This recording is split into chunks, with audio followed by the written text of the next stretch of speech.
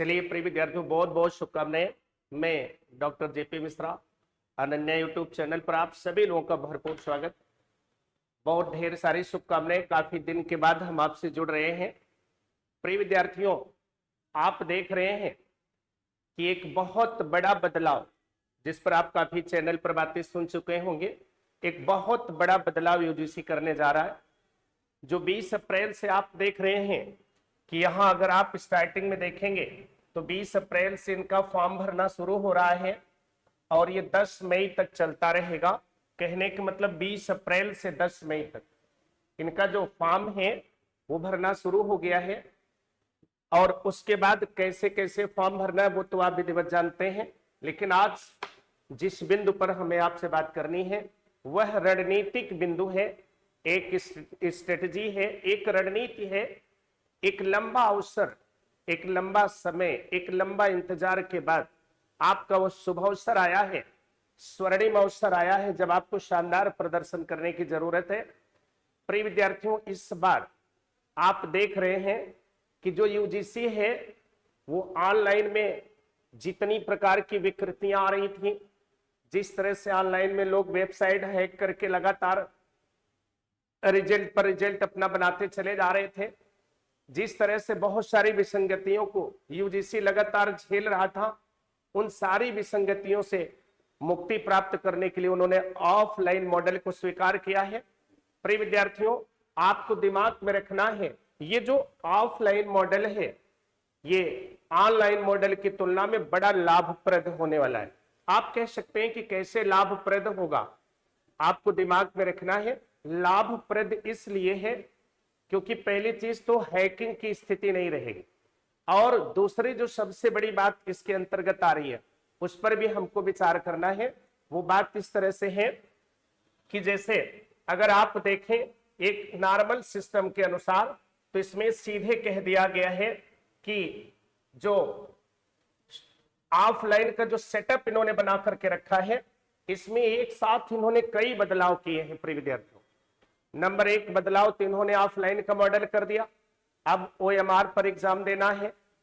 और दूसरा जो सबसे बड़ा बदलाव इन्होंने किया, इन्होंने कहा कि अब केवल पीजी अपीयरिंग या पीजी के ही एग्जाम पास करने वाले लोग ही नेट में नहीं उसमें नेट का एग्जाम नहीं देंगे, बल्कि उसके साथ साथ जो 4 वर्ष का इंटीग्रेटेड आपके जो ग्रेजुएशन का कोर्स कर चुके हैं, 75% अगर मार्क्स उन्होंने गेन किया है वो भी नेट का एग्जाम दे सकते हैं। इवन उन्हें असिस्टेंट प्रोफेसर के एग्जाम में भी अपीयर करने का अवसर दिया गया है। और सबसे बड़ी बात है, इस बार जो यूजीसी प्रिय विद्यार्थियों 3 प्रकार के जो रिजल्ट जारी करने की तैयारी कर चुका है कि पहले जेआरएफ का रिजल्ट, उसके बाद नेट का रिजल्ट, उसके बाद जो मेरिट बनेगी वो तीसरा भी एक मेरिट तैयार होगी जो रिसर्च वालों की मेरिट होगी, जो रिसर्च करने के लिए बिल्कुल योग्य माने जाएंगे उनकी भी मेरिट बनेगी। तो मेरे कहने का मतलब पहले जेआरएफ और नेट तक ही वर्णन होता था, अब रिसर्च के लिए भी वर्णन करने के सारे विधान किए गए हैं। एक जो बहुत बड़ी बहुत बहुप्रतीक्षित जो बदलाव है 18 के बाद 24 में 6 साल के बाद ये जो बदलाव किया गया है प्रिय विद्यार्थियों ऑफलाइन के मॉडल में है, जिससे आप बिल्कुल परिचित हैं। ओएमआर पर एग्जाम होगा सारे। अब एक बहुत बड़ी जो मैं कह सकता हूं कि एक खुशखबरी की स्थिति है वो ये है कि अब ऑनलाइन में कभी कभी आप देखते थे एक कंप्यूटर पर बैठ करके आप एग्जाम दे रहे हैं, वो उस बीच में गड़बड़ हो गया तो उठा के दूसरे पर किया, तीसरे पर किया, इसी बीच घबराहट में काफी क्वेश्चन तो यूं गलत हो जाते थे। दूसरी चीज, जो लॉन्ग क्वेश्चन होते थे स्क्रॉल करने पर समस्या खड़ी हो जाती थी, खासतौर पर कॉम्प्रिहेंशन में उनको दिक्कत हो जाती थी।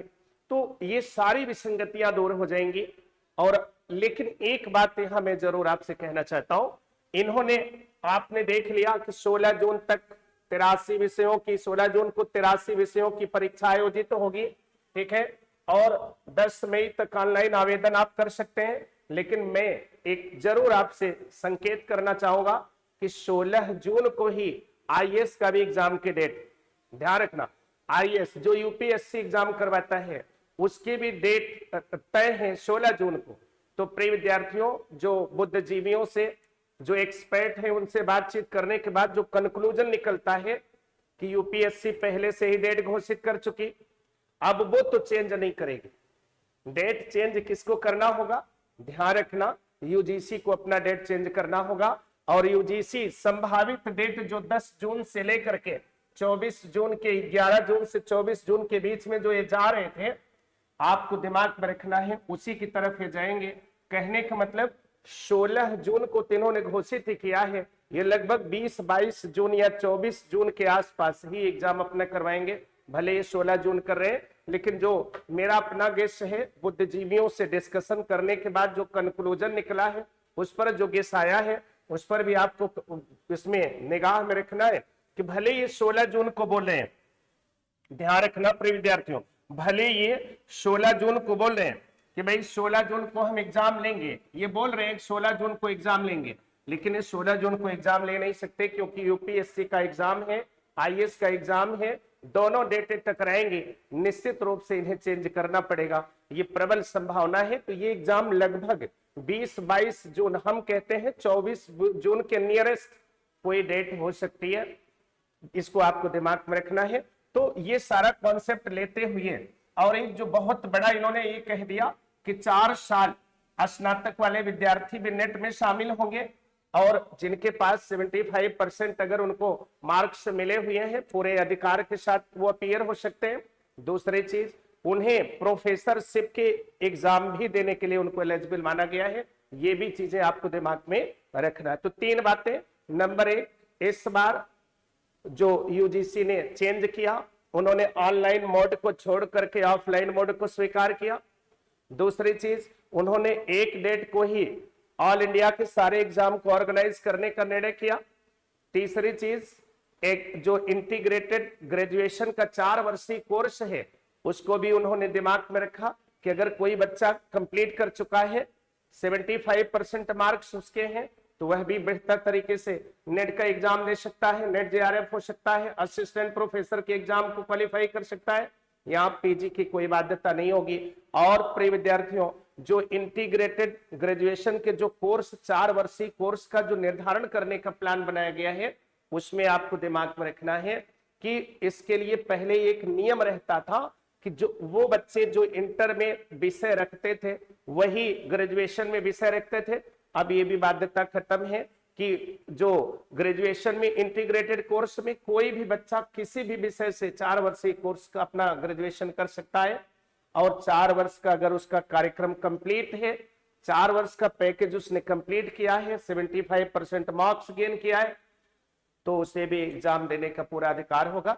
तो मेरे कहने का मतलब हो गया, उन्होंने एक बेहतरीन बदलाव किया है।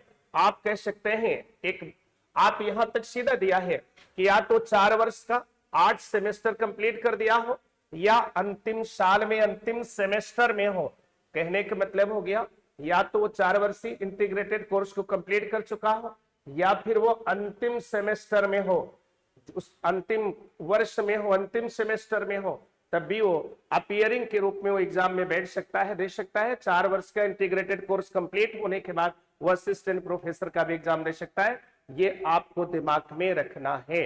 अब ये तो सारी बातें आप बहुत सारे चैनल से भी सुन रहे हैं और लगातार आपने देखा भी होगा, ठीक है, और उन्होंने पूरा सेटअप आपके सामने रखा है कि कैसे कैसे इसमें परिवर्तन हुए हैं, क्या क्या चीजें हो रही है और किस आधार पर इसमें एग्जाम को हमको क्वालिफाई करना है। और एक चीज जो आप लोग लगातार पूछते रहते हैं, देखो जनरल या अनरिजर्व जो कैटेगरी है 1150 की उनकी फीस रखी गई है, ये भी आपको ध्यान में रखना है।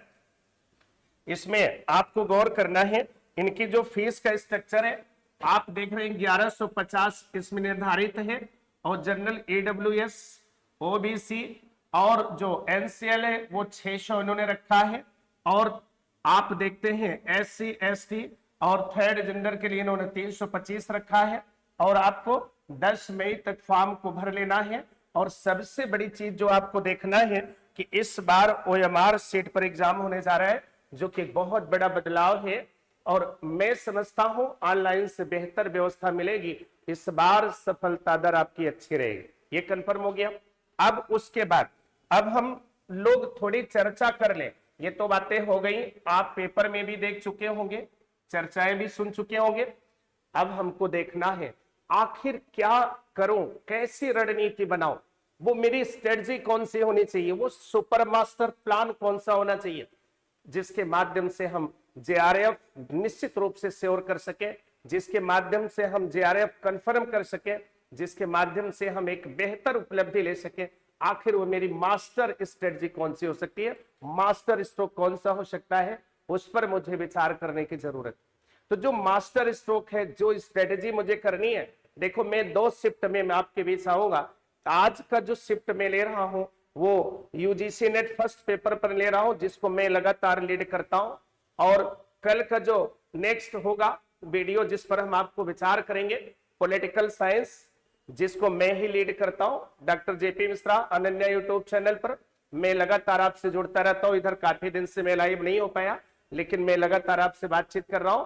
तो जितने भी मेरे सहयोगी जुड़े हैं, सारे मित्र, सारे छात्र, सारे सहयोगियों को ढेर सारी शुभकामनाएं, अग्रिम शुभकामनाएं देते हुए मैं जरूर इस स्ट्रेटजी की तरफ आपको लेकर के चलूंगा, क्योंकि आप जुड़ रहे हैं, अनन्या यूट्यूब चैनल से जुड़ रहे हैं, तो यहाँ केवल नॉर्मल चर्चा नहीं, आप कुछ गेन करके जाएंगे, कुछ न कुछ रणनीतियां समझ करके जाएंगे, उस पर भी हम लोग विचार कर लेंगे। प्रिय विद्यार्थियों, और जो मेरे मित्र, जो सहयोगी, जो मेरे छात्र या जो भी उनके सहयोगी होंगे, अगर अनन्या यूट्यूब चैनल को सब्सक्राइब नहीं किए तो सब्सक्राइब कर लेंगे, क्योंकि अब यहाँ एक मेगा प्रोजेक्ट पर वर्क होगा, एक जबरदस्त प्रैक्टिस सेशन हम लोग लेकर के चलने वाले हैं। और आपको पता होना चाहिए मंडे से यूजीसी नेट फर्स्ट पेपर पर लगातार प्रैक्टिस में कराऊंगा। 11 से 1 2 घंटे का प्रैक्टिस सेशन रहेगा, और ये मिक्सअप वाला प्रैक्टिस सेशन नहीं रखेंगे, याद रखिएगा इस पर प्रिय विद्यार्थियों, हम लोग मिक्सअप वाला प्रैक्टिस सेशन नहीं रखेंगे, बल्कि इस पर हम जो प्रैक्टिस सेशन रखेंगे वो टॉपिक वाइज प्रैक्टिस सेशन होगा। कैसा होगा, ध्यान रखना, टॉपिक वाइज प्रैक्टिस सेशन होगा। कहने का तात्पर्य है, सबसे पहले हम आपको टीचिंग का प्रैक्टिस कराएंगे, सारे पेपर्स जो भी टिपिकल वर्ड होंगे एनालाइज कराएंगे, स्किल डेवलप करेंगे। उसके बाद फिर रिसर्च के सारे पेपर आपको सॉल्व कराएंगे, स्किल डेवलपमेंट होगा। फिर उसके बाद कम्युनिकेशन के सारे पेपर हल होंगे, स्किल डेवलपमेंट करेंगे, कॉम्प्रिहेंशन के पेपर सॉल्व किए जाएंगे। ऐसे सीरियल से पूरे 10 यूनिट के पेपर लगातार डे टू डे 2 घंटे कंटिन्यू आपसे जुड़ करके मैं प्रैक्टिस कराता रहूंगा, और उसके साथ जो अन्य सारे एक्सपर्ट भी हैं वो भी आपसे जुड़ते रहेंगे, लगातार प्रैक्टिस कराएंगे। तो मान के चलिए कि सोमवार से हम लोग इस मिशन को लेकर के चलने वाले हैं, नेक्स्ट सोमवार से, और उसके बाद 20 मई के पहले तक नेट फर्स्ट पेपर के सारे जितने भी टिपिकल क्वेश्चन होंगे सबको हम लोग व्याख्या कर लेंगे। उसके बाद चलिए बहुत बहुत शुभकामनाएं, बहुत सारे सहयोगी हमारे लगातार जुड़ रहे हैं। प्रिय विद्यार्थियों, आपको ध्यान में रखना है कि 20 मई के बाद जो मेरा टारगेट है, मतलब 20 मई के बाद जो मेरा टारगेट है, फिर मैं पॉलिटिकल साइंस पर लगातार प्रैक्टिस कराऊंगा। पॉलिटिकल साइंस में हम देखेंगे वो क्वेश्चन कौन है जो आपके नेट के लिए है, वो टॉपिक क्या है जो नेट के लिए है, और कौन सी ऐसी स्ट्रेटजी, कौन सी ऐसी मास्टर प्लान बनाएं ताकि पॉलिटिकल साइंस में हम बेहतर कर सके, वो सारी बातें आपके सामने रखेंगे। लेकिन सबसे पहले बिना कोई देर किए हुए एक गंभीर रणनीति बना करके हम लोग चलते हैं आज फर्स्ट पेपर की तरफ। तो आप सारी चीजों को देखते हुए, हाँ एक चीज आप देख रहे हैं, किसी ने सहयोगी ने इसमें क्वेश्चन भी कर दिया है कि सर जेआरएफ कब तक हम हो सकते हैं। ध्यान रखना, नॉर्मल जो फिक्स एज है 30 साल है, और अन्य सभी लोगों को 5 वर्ष के लिए छूट मिली रहती है। तो 30 वर्ष तक आप जेआरएफ हो सकते हैं, और जेआरएफ की स्कॉलरशिप भी बढ़ गई है। मुझे लगता है कि आपके पूरे रिसर्च के दौरान लगभग 28 लाख रुपए तक के आपकी अच्छी खासी इनकम हो सकती है। और सबसे बड़ी बात जो हमारे सामने है प्रिय विद्यार्थियों, सबसे बड़ी बात जो हमारे सामने है वह है कि गैदरिंग के तो जो है ये हमारे पास एक बेहतर चांस है, हम एक बेहतर यूनिवर्सिटी में अपना एडमिशन पा सकते हैं, हम बेहतर यूनिवर्सिटी में एक संस्था में हम बड़े अच्छे से उसका चुनाव भी कर सकते हैं। तो ये सारी जो बातें हैं, और आप देख सकते हैं बहुत सारे रूप से हम लोग इकोनॉमिकली अच्छे ढंग से हेल्प प्राप्त कर सकते हैं। और आप ये भी कह सकते हैं कि रिसर्च अगर व्यक्ति करे और जेआरएफ ना हो तो उसके लिए यह एक नेगेटिव अवसर होता है। तो हर व्यक्ति चाहता है कि उसका जेआरएफ हो। कैसे जेआरएफ होगा, कैसे चीजें आगे बढ़ेंगी, उन सारे बिंदुओं पर हम लोग फोकस करेंगे। तो चलिए बिल्कुल बहुत बहुत शुभकामनाएं, सारे लोग बिल्कुल जुड़ते हुए मैं आगे चल रहा हूं और उन सारे बिंदुओं को भी डिस्कस करूंगा कि जो आपके बिल्कुल कॉन्सेप्ट में है, जिस पर हम लोग आगे बढ़ रहे हैं। चलिए अब हम लोग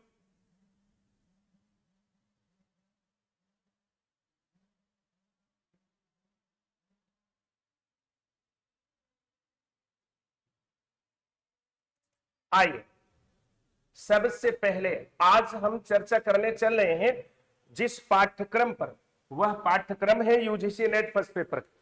प्रिय विद्यार्थियों, वह पाठ्यक्रम है यूजीसी नेट फर्स्ट पेपर का, जिस पर हम लोग डिस्कशन करने चल रहे हैं। पाठ्यक्रम है यूजीसी नेट फर्स्ट पेपर का, उस पर हम लोग लगातार डिस्कस करेंगे और एक एक बिंदुओं की तरफ हम बढ़ने की कोशिश करेंगे। क्या बेसिक आधार इसके बन सकते हैं, उन सारे तथ्यों की तरफ हम आगे बढ़ेंगे। ठीक, तो चलिए सारे लोग बिल्कुल फटाफट आगे की तरफ हम बढ़ते हुए चलते हैं और एक एक बिंदुओं को हम समझाते हुए चलेंगे।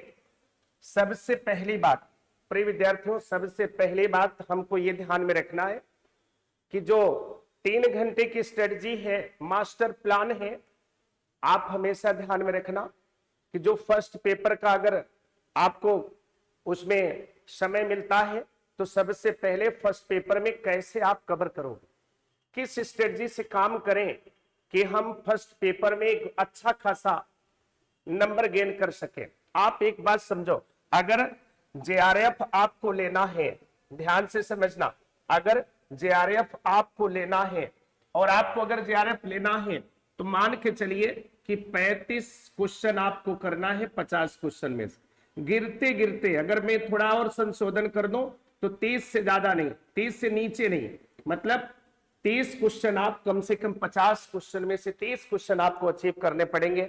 और मैं कैसी रणनीति बनाऊं, हमें इस पर विचार करना है कि मैं कैसी रणनीति बनाऊं ताकि मैं 30 क्वेश्चन को अचीव कर लूं, ठीक है, या 35 क्वेश्चन को अचीव कर लूं। ये सारे बिंदु हमको ध्यान में रखने हैं, उसी की तरफ हम बढ़ रहे हैं। आइए हम फटाफट चर्चा करते चलेंगे बिना कोई देर किए हुए।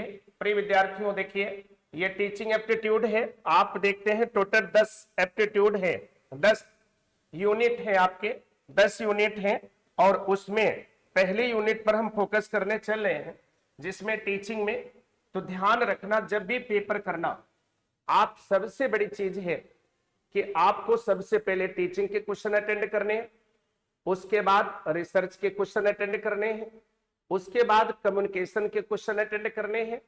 3 जब अटेंड हो जाए तब बिना कोई देर किए हुए, बिना किसी हेजिटेशन के कॉम्प्रीहेंशन पर आपको विचार करना। कहने का मतलब हो गया कि सबसे पहले मुझे टीचिंग की तरफ चलना। टीचिंग में हम क्या करेंगे, किन किन बिंदुओं पर हम देखेंगे, हैं तो इसके कई पार्ट, लेकिन मैं क्रीम पार्ट की चर्चा करने चल रहा हूं। सबसे पहले उद्देश्य का वर्गीकरण हमको सीखना, क्लासिफिकेशन ऑफ जो विजन है, उद्देश्य का वर्गीकरण मुझे सीखना है निश्चित रूप से। और एक क्वेश्चन यहां से जरूर मिल जाता है।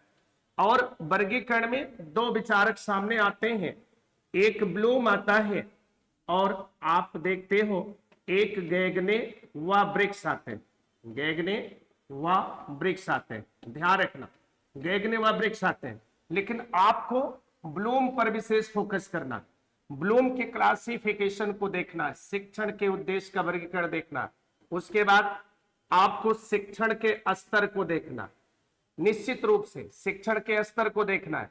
फिर उसके बाद आपको देखना है शिक्षण की विधियां, शिक्षण की विधियों पर विशेष फोकस करना, शिक्षण की विधियां ध्यान रखना। लेकिन अब इधर क्वेश्चन इससे कम पूछे जा रहे, लेकिन फिर भी आपको दिमाग में रखना है शिक्षण की विधियां। उसके बाद आपको एडगर डेल का cone of experience, Edgar Dale का अनुभव त्रिकोण आपको देखना है। प्रिय विद्यार्थियों, एडगर डेल का अनुभव त्रिकोण आपको देखना है। टीचिंग में पहले उद्देश्य का वर्गीकरण, फिर आप लेवल ऑफ टीचिंग देखेंगे, फिर मेथड ऑफ टीचिंग देखेंगे, एडगर डेल का अनुभव त्रिकोण देखेंगे। उसके बाद प्रिय विद्यार्थियों आप शैक्षिक मूल्यांकन देखेंगे, ध्यान रखना, शैक्षिक मूल्यांकन देखेंगे। अर्थात एजुकेशनल इवैल्यूएशन, शैक्षिक मूल्यांकन की तरफ बढ़ेंगे। और फिर आप सीबीसीएस प्रणाली, ध्यान रखना, सीबीसीएस प्रणाली पर आप फोकस करेंगे, ठीक है। उसके बाद ऑनलाइन सिस्टम पर आपको फोकस करना है। ऑनलाइन में 3 पॉइंट आपको ध्यान में रखना है। एक स्वयं, ध्यान रखो, एक स्वयं, दूसरा स्वयं प्रभा, ध्यान रखें, स्वयं प्रभा, तीसरा मोक्ष। ये 3 ऐसे बिंदु हैं जिस पर आपको ध्यान रखना है। कहने का तात्पर्य है, इतना जब हम लोग पढ़ लेंगे तो जान लेना कि शिक्षण में एक मजबूत स्थिति हमारी बन चुकी है और उस पर एक बेहतर प्लान बना करके हम लोग चलते हैं। इसी में प्रिय विद्यार्थियों, कभी कभी मापन पूछ लेता है, मापन से क्वेश्चन पूछ लेता है। 4 प्रकार के मापन, इनके चारों प्रकार के टाइप जो होते हैं, चारों प्रकार होते हैं, उसको अच्छे से तैयार कर लेना। और जब आप मूल्यांकन करते हो तो परीक्षण से भी क्वेश्चन पूछ लेते हैं कि उसमें ऑब्जेक्टिव टाइप टेस्ट क्या है, ठीक है, ऐसे टाइप टेस्ट क्या है। उसके बाद में आप कहते हैं जो निकट संदर्भित परीक्षण है, मानक संदर्भित परीक्षण है, परीक्षण से क्वेश्चन आपसे पूछ लेते हैं। इनके साथ आपको 3 विचारक भी देखते चलना। नंबर 1 जीन पियाजे, आजकल खूब पूछे जा रहे हैं, जीन पियाजे पूछे जा रहे हैं। फिर बायगोस्की पूछे जा रहे हैं, ध्यान रखना। उसके बाद आप देखते हैं कोहलबर्ग पूछे जा रहे। ये सब टेट के क्वेश्चन होते थे, लेकिन ये भी आ रहे। इतना अगर आप बढ़िया से तैयार कर लो तो मैं अपना एक लंबा अनुभव आपको शेयर करता हूं, आप निश्चित रूप से क्वेश्चन कर डालेंगे। लेकिन इसके लिए शर्त है, आप प्रैक्टिस जम करके करिएगा।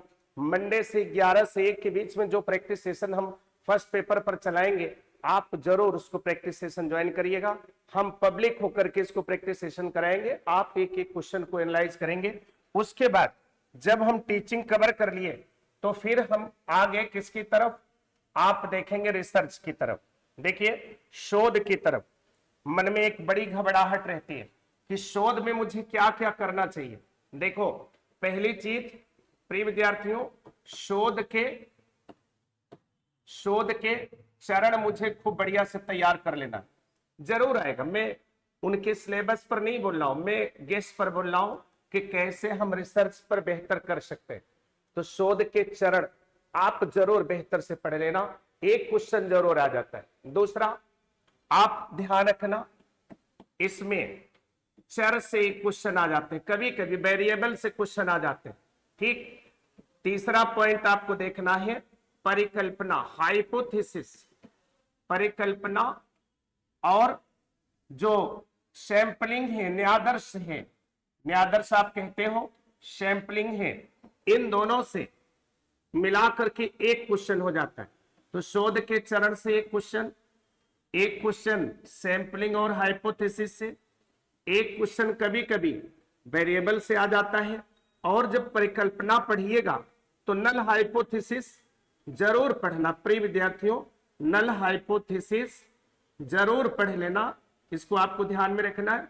नल हाइपोथेसिस में 2 चीजें, एक तो एरर आपको जरूर पढ़ना है, दूसरा इसका टेस्ट आपको जरूर पढ़ना, ध्यान रखना।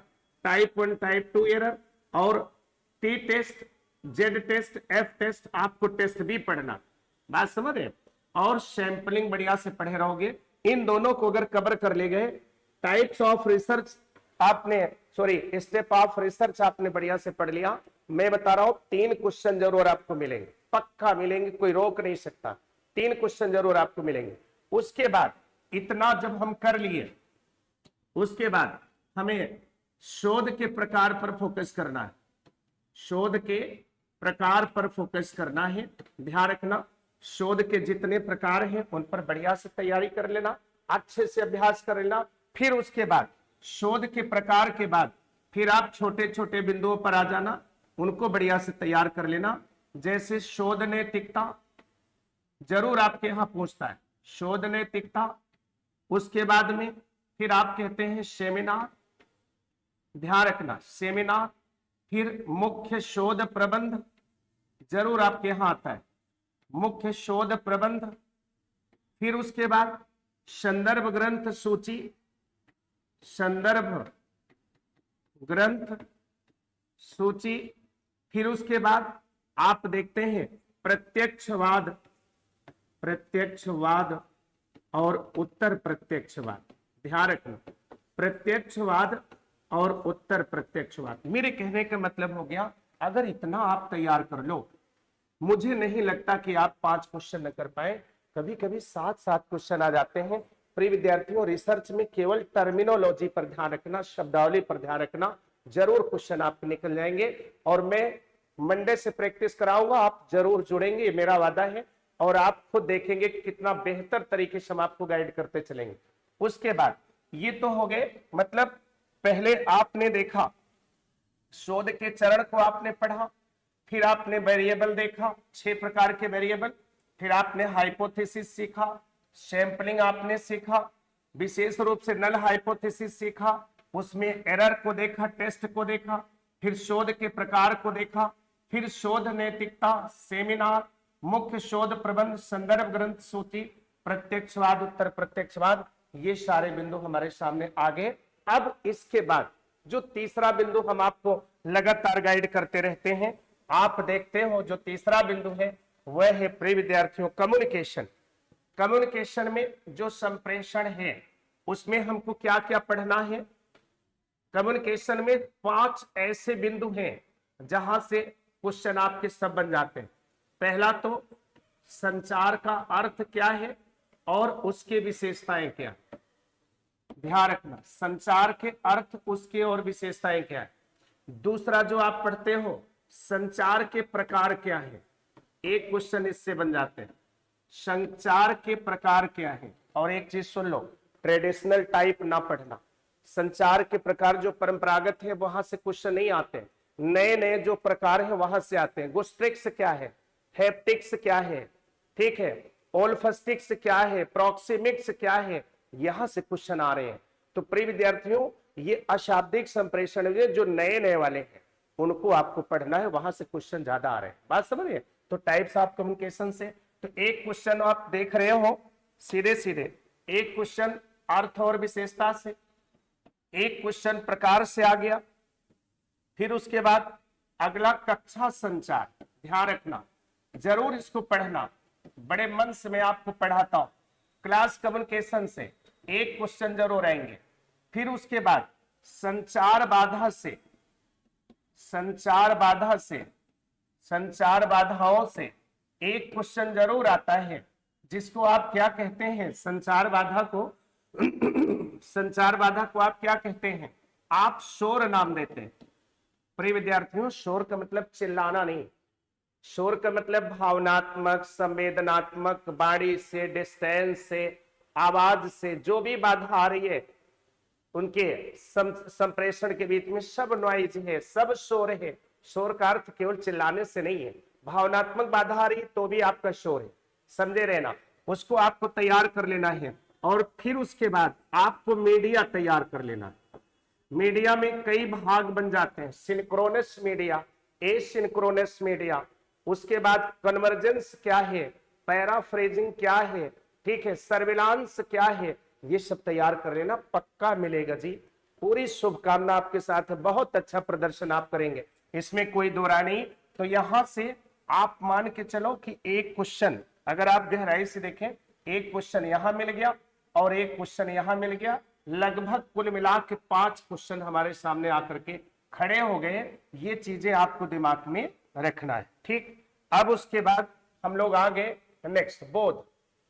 देखिए, मैंने कई बार आपको समझाया है कि ये जो बोध है, जिसको हम कॉम्प्रिहेंशन कहते हैं, ये केवल प्रैक्टिस पर निर्भर करता है। याद रख लेना, प्रैक्टिस पर निर्भर करता है, और इसके लिए कोई कैप्सूल नहीं है। मेरा अपना अनुभव है, अगर आप 50 पैसेज को सॉल्व कर लो, 50 पैसेज को बेहतर तरीके से हल कर लो, बढ़िया से प्रैक्टिस कर लो, तो 51वां पैसेज आप हल कर ले जाओ। इसमें 3 तरह से आपको पढ़ना होगा, 3 बार पढ़ना है। पहली बार पढ़ना अब तो ऑफलाइन हो गया, अब तो हर क्वेश्चन निकल जाएंगे। आप कलम से लाइनिंग करना, पहली बार पढ़ना, समरी टाइटल को देखना, दूसरी बार पढ़ना, क्वेश्चन पढ़ करके उसको पढ़ना और लाइनिंग करते जाना कि किसमें क्वेश्चन की भाषा मिली है, तीसरी बार पढ़ना तो सारे प्रश्नों को सॉल्व कर देना। 3 बार आप पढ़ करके आप लगातार पेपर सॉल्व करते हैं, और मैं लगातार छात्रों को प्रैक्टिस कराता रहता हूं, बीच में आपको प्रैक्टिस कराऊंगा। आप जुड़ करके बेहतर प्रैक्टिस करिए, निश्चित रूप से आप शानदार प्रदर्शन करेंगे, इसमें कोई दो राय नहीं है। ठीक, तो 3 बार 3 टाइम्स आपको रीडिंग करना है। पहली बार आपको टाइटल और थीम को देखना है, दूसरी बार आपको क्वेश्चन के जो टर्मिनोलॉजी है उसको देखना है, तीसरी बार आपको क्वेश्चन सॉल्व करके निकलना है और सिलेक्शन के स्तर को ऊंचा उठा देना है। अब उसके बाद हमारे सामने आता है गणित और रीजनिंग। ये आपको लगातार प्रिय विद्यार्थियों सर लोग आपको पढ़ाते रहते हैं, एक्सपर्ट पढ़ाते रहते हैं। मेरे यहाँ आप देखते हैं बहुत ही बेहतरीन एक्सपर्ट हैं जो मैथ और रीजनिंग डीआई आपको गाइड करते रहते हैं। प्रिय विद्यार्थियों मेरा मानना तो मैथ, रीजनिंग और डीआई ये तीनों सबसे लास्ट में करना, सबसे लास्ट में, क्योंकि कभी कभी इसका ऑप्शन गलत रहता है, कभी कभी ऑप्शन बड़ा उलझाऊ रहता है, टाइम टेकिंग मैटर होता है, तो सबसे लास्ट में इसको करना। तो पहला टीचिंग, दूसरा रिसर्च, तीसरा कम्युनिकेशन, चौथा कॉम्प्रिहेंशन कर लेना। उसके बाद मैथ रीजनिंग को किनारे रखना, डीआई को किनारे रखना, लास्ट में करना। अच्छी प्रैक्टिस रहेगी तभी निकाल पाओगे। फिर उसके बाद इस पर आपकी जो बेहतर रणनीति रहेगी, एक्सपर्ट आपको लगातार बताते चलेंगे। जो मैं आपको गाइड कर रहा हूं कि 5वीं चीज लॉजिक। लॉजिक में 2 प्रकार की लॉजिक होगी, एक वेस्टर्न लॉजिक होगी, ध्यान रखना, एक वेस्टर्न लॉजिक होगी, एक लॉजिक होगी जिसको हम लोग कहते हैं इंडियन लॉजिक, ध्यान रखना। और मैं आपसे बता रहा हूं कि अगर आपने लॉजिक बेहतर तरीके से तैयार कर लिया है तो 3 क्वेश्चन वेस्टर्न से, 2 क्वेश्चन इंडियन से, टोटल 5 क्वेश्चन आपको कहीं नहीं जाने हैं। और मैं खुली चुनौती देता हूं कि अगर मैं लॉजिक आपको पढ़ा दूं तो आपकी लॉजिक गलत नहीं हो सकती है। ये बिल्कुल कंफ्यूजन मत रहिए, कभी भी आप क्लास करके देखिएगा तो आपको दिमाग खुल जाएगा कि लॉजिक कैसे आती है, कैसे हल किया जाता है। लेकिन फिर भी मैं जब मंडे से प्रैक्टिस कराऊंगा तो लगातार आपको हम समझाते चलेंगे, इस पर भी आपको गौर करना है और उसमें हम बहुत सारी बारीकी आपको समझाएंगे। तो ध्यान रखना, 5 क्वेश्चन वहां से आप बेहतर तरीके से अर्न कर सकते हो। अब उसके बाद हम लोग जैसे डीआई है तो डीआई के लिए मेरी केवल एक ही रणनीति है। डीआई पर आपको ध्यान रखना है, डीआई पर केवल एक रणनीति है, ओनली प्रैक्टिस। ध्यान से समझो, ओनली प्रैक्टिस। अगर डीआई पर आप प्रैक्टिस नहीं किए तो कोई ताकत नहीं है जो डीआई आपको निकलवा सके, और अगर आपने प्रैक्टिस कर लिया तो कोई रोक नहीं सकता। देखो डीआई तभी निकलेगी जब मैथ बेहतर आपको आए। जब तक मैथ आपका तैयार नहीं है आप डीआई नहीं निकाल सकते हो। पूरे 10 यूनिट में all units are totally autonomous, but DI और मैथ एवं रीजनिंग ये दोनों जो है एक दूसरे से मिले जुले हैं, एक सिक्के के 2 पहलू हैं। अगर मैथ का ज्ञान नहीं है तो डीआई आप नहीं हल कर सकते हैं। दोनों को लास्ट में करना, हमारी राय मानना। निश्चित रूप से आपके क्वेश्चन 35 के ऊपर चले जाएंगे, तो आप इनको लास्ट में रखिएगा। फिर उसके बाद इस पर प्रैक्टिस आपको बढ़िया करना है, मतलब मैथ बढ़िया आपको तैयार रहेगी तो आपके डीआई बेहतर जाएगी, इसमें कोई दो राय नहीं। अब उसके बाद जो हमारे आईसीटी में, प्रिय विद्यार्थियों आईसीटी पर हम चलते हैं। आईसीटी पर जब हम आगे बढ़ेंगे, ध्यान रखना जिस समय हम आईसीटी पर चलते हैं उस समय बेसिक रूप से 4 बिंदु हमारे सामने बनते हैं। आईसीटी पर 4 बिंदु बनते हैं, उसे मुझे फोकस करना है। नंबर 1, शब्दावली मेरी अच्छे से तैयार होनी चाहिए। आईसीटी में शब्दावली पूछता है, प्रिय विद्यार्थियों जरूर पूछता है, शब्दावली मेरी तैयार होनी चाहिए। और दूसरा जो बिंदु है आईसीटी में अगर मुझे तैयारी करना है, दूसरा मुझे गुड गवर्नेंस तैयार करना है, गुड गवर्नेंस तैयार करना है, सुशासन बहुत अच्छे से तैयार करना है। एक क्वेश्चन सुशासन से, एक क्वेश्चन शब्दावली से, और फिर इंटरनेट से क्वेश्चन आते हैं। इंटरनेट से क्वेश्चन रहते हैं जो बिल्कुल तमाम जो ऑनलाइन चैनल होते हैं, तमाम जो ऑनलाइन जो चैनल होते हैं उनसे भी क्वेश्चन आपके सामने बने रहते हैं, उनको भी आप देख सकते हैं। ठीक, तो ये भी आप कह सकते हैं कि जो तमाम चैनल होते हैं उनसे आपके क्वेश्चन बनते हैं, वहां से भी आप ले सकते हैं। तो इंटरनेट से भी क्वेश्चन बनेंगे, चैनल से भी क्वेश्चन बनेंगे, जहां से आप क्वेश्चन उठा सकते हैं। और लास्ट में आप देखेंगे बाइनरी सिस्टम से भी क्वेश्चन बनते हैं। आप देखते हैं कि जो बाइनरी सिस्टम है वहां से भी क्वेश्चन बन जाते हैं। तो मेरे कहने के मतलब आईसीटी अगर आपको बेहतर करनी है तो शब्दावली मस्त तैयार कर लेना, गुड गवर्नेंस बेहतर तैयार कर लेना, इंटरनेट और इंट्रानेट बढ़िया से तैयार कर लेना। बाइनरी अगर गलत ही हो गई तो जाने देना, कम से कम 3 से 4 क्वेश्चन तो आप कर ही ले जाओगे। और थोड़ा मैगजीन बेहतर से पढ़ लेना, निश्चित रूप से आप बेहतर करेंगे। बात समझ रहे? जरूर आप बेहतर करेंगे। अब उसके बाद हम लोग आते हैं नेक्स्ट, देखो अब हम आते हैं विकास और पर्यावरण में। देखो विकास और पर्यावरण में आपको ध्यान रखना है क्या क्या चीजें पढ़नी है। सबसे पहली चीज तो आपको करंट पढ़ना, मतलब विकास और पर्यावरण में सबसे पहले आपको करंट पढ़ना, ध्यान रखना क्या पढ़ना है, करंट पढ़ना। उसके बाद आपको आपदा प्रबंधन पढ़ना, आपदा प्रबंधन पढ़ना, ध्यान रखना, डिजास्टर्स मैनेजमेंट। उसके बाद आपको सतत विकास, सतत विकास और सहस्राब्दी विकास पढ़ना, सहस्राब्दी विकास पढ़ना, ध्यान रखना, सस्टेनेबल एंड मिलेनियम डेवलपमेंट। फिर उसके बाद नवीकरणीय ऊर्जा पढ़नी है, नवीकरणीय ऊर्जा, इसी को अक्षय ऊर्जा भी कहते हैं। नवीकरणीय ऊर्जा आपको पढ़नी है, ध्यान रखना। उसके बाद नवीकरणीय ऊर्जा के बाद विभिन्न संधियां, विभिन्न संधियां और समझौते आपको पढ़ना है, विभिन्न संधियां पढ़नी है और समझौते आपको पढ़ने हैं। मैं दावा करता हूं इतना तो पढ़ के देख लो, कोई ताकत नहीं है कि आप 5 में से 5 ना कवर कर लें, पक्का पा जाएंगे। आप बहुत मत पढ़ने की कोशिश करो, क्रीम चीजें पढ़ो, करंट बहुत बेहतर से तैयार होना चाहिए। मैं इसको आपको पीडीएफ दूंगा, आप बेहतर तैयार कर लेंगे।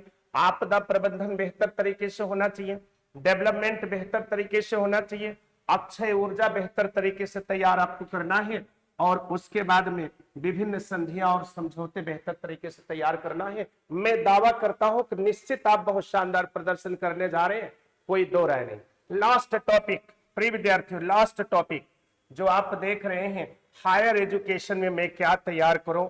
सबसे पहले हायर एजुकेशन में सबसे पहले आप करंट तैयार कर लेना। करंट क्या है, करंट में बहुत सारी चीजें हम बताएंगे कि यूनिवर्सिटी की संख्या क्या है, वर्ल्ड लेवल उसमें जो आया है वर्ल्ड लेवल पर टॉप 5 यूनिवर्सिटी क्या है, क्यूएस वर्ल्ड रैंक क्या है, और एनआईआरएफ में रैंकिंग क्या है। ये सब चीजें आप बेहतर ढंग से तैयार कर लेना प्रिय विद्यार्थियों। तो पहला तो यूनिवर्सिटी की रैंक तैयार कर लेना, दूसरा विश्वविद्यालय की संरचना आप पढ़ लेना, निश्चित आएगा, विश्वविद्यालय की संरचना आप पढ़ लेना, जरूर आएगा। तीसरा समझो विभिन्न आयोग और समितियां बहुत अच्छे से तैयार कर लेना, विभिन्न आयोग और समितियां बहुत अच्छे से आपको तैयार करना है, जरूर आएगा। और उसके बाद फिर आप देखते हैं विभिन्न संस्थाएं, ध्यान रखो विभिन्न संस्थाएं। अगर आप, मैं बता रहा हूं शिक्षा छोड़ दो कि मूल्य परक शिक्षा की कौन सी शिक्षा, उसको छोड़ो, अगर आप इतना तो तैयार कर लो, मैं बता रहा हूं 5 के 5 क्वेश्चन आपको मिल जाएंगे। बट प्रीवियस ईयर के क्वेश्चन आप सॉल्व कर लेना, लास्ट में आप शिक्षा पर जाना, जो शिक्षा आती है मूल्य परक शिक्षा। लेकिन मैं कह रहा हूं शिक्षा के स्थान पर नई शिक्षा नीति जरूर पढ़ लेना, निश्चित रूप से आएगा प्रिय विद्यार्थियों, नई शिक्षा नीति पर क्वेश्चन आएगा। जो न्यू एजुकेशन पॉलिसी है, नई शिक्षा नीति, इसको पढ़ लेना, ठीक है। उसके बाद आप यह भी ध्यान रखना कि जो न्यू एजुकेशन पॉलिसी है वह पढ़ लेना है, और जो आप देखेंगे आरटीई 2009 है, आरटीई 2009 इसको आपको देख लेना है, ठीक है, आरटीई 2009 है, उसको आप देख लेना है।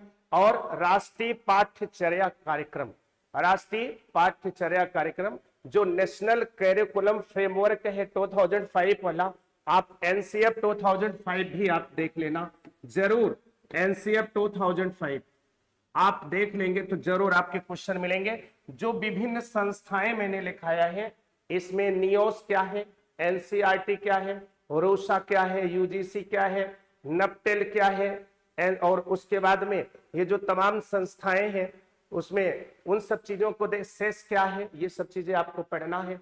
मुझे पूरा विश्वास है कि प्रिय विद्यार्थियों, आज एक सेशन में मैंने फोकस करने की कोशिश किया है कि आप बेहतर कैसे करेंगे, और इन सारी चर्चाओं के बाद आपकी प्रैक्टिस, आपकी ईमानदारी, आपका समर्पण, आपका कॉन्फिडेंस, आपका लॉजिकल कॉन्सेप्ट और आपका तत्कालीन परिवेश में जो आईक्यू आपका काम करता है, जो तत्कालीन परिवेश में आपका दिमाग कितना फ्री होकर काम करता है।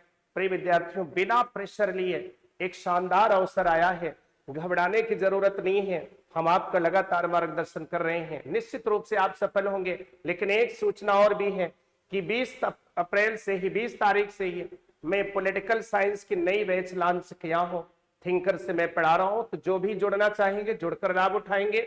20 अप्रैल से बैच चल रही है, नई बैच चल रही है, जुड़ सकते हैं, पूरा लाभ उठा सकते हैं। फिर मैं आपको बता रहा हूं 20 अप्रैल से वो जुड़ करके लाभ उठा सकते हैं। ये तो मैं पॉलिटिकल साइंस में बता रहा हूं। इसी तरह से अन्य सारे विषय, चाहे हिंदी है, होम साइंस है, इकोनॉमिक्स है, सोशियोलॉजी है, इंग्लिश है, फिजिकल है, जो भी है, सारे विषय मेरे यहाँ लगातार चलते हैं, बेस्ट फैकल्टी के द्वारा गाइड किए जाते हैं। प्रिय विद्यार्थियों, मैं अपनी पूरी संस्था की ओर से, सारे विद्वानों की ओर से, सारे एक्सपर्ट की तरफ से मैं आपको अग्रिम हार्दिक शुभकामनाएं देता हूं। मैं डॉक्टर जेपी मिश्रा आपको लगातार गाइड करता रहूंगा, लगातार प्रमोट करता रहूंगा। आपको जेआरएफ बनना है, प्रोफेसर बनना है, अनन्या एकेडमी के प्लेटफॉर्म से मैं आपको अंतरात्मा की आवाज पर भरपूर आशीर्वाद देता हूं। आप निश्चित सफल होंगे। आप अपने शिक्षण के प्रतिमान बनेंगे, स्वयं के सूर्य बनेंगे, अज्ञान से अभिशप्त धारा को आलोकित करने में सक्षम होंगे। प्रिय विद्यार्थियों, समय को पहचानिए, एक एक मिनट का यूज करिए और आप बहुत बेहतर करने वाले हैं। जून के महीने में आप शानदार इतिहास रचेंगे। बहुत बहुत शुभकामनाएं आप सभी को। Thanks, best of luck.